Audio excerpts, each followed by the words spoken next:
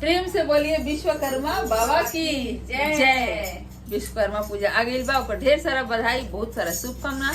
यही के ऊपर एगो बहुत सुंदर सा प्यारा सा गाना लेके आ गई भैया, देखी जा, सुनी जा, बताई जा कैसन बा।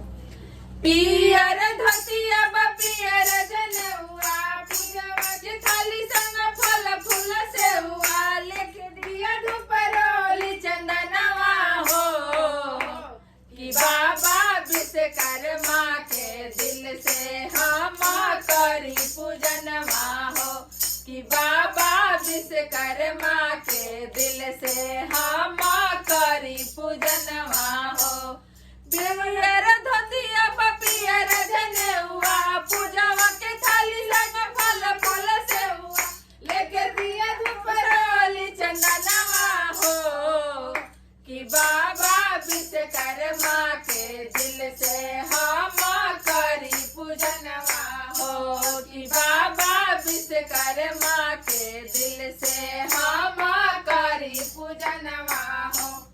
देवलोक में कैले बाबा स्वर्ग के रचना, देव मुनि साधु संत कर ले रचना, देवलोक में कैले बाबा स्वर्ग के रचना, देव मुनि साधु संग कैले रचना, मूर्ति बैठाई हम सजाइले भवनवा, मूर्ति सजाई हम सजाइले भवनवा, चरण में धरिले धयनवा हो, कि बाबा विश्वकर्मा के दिल से हम करी पूजनवा हो, कि बाबा विश्वकर्मा के दिल से हम करी पूजनवा हो।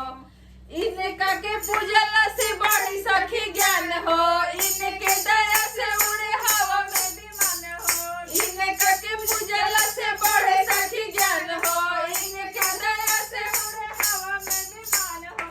सभी सखी गावेली जब बाबा के भजनिया, सखी सब गावेली जब बाबा के भजनिया, झूमे सखी धरती गगनवा हो, कि बाबा विश्वकर्मा के दिल से हम करी पूजनवा हो, कि बाबा विश्वकर्मा के दिल से हम करी पूजनवा हो।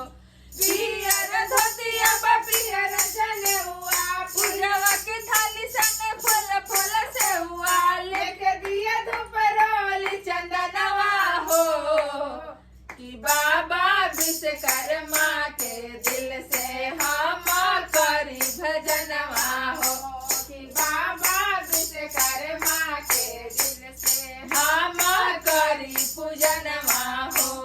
धन्यवाद। गाना कैसे लगल कमेंट में बताई जा, और चैनल पर नया बनी जा तो सब्सक्राइब जरूर करके जाई जा, और वीडियो के हमनी के लाइक भी करी जा और शेयर भी करी जा।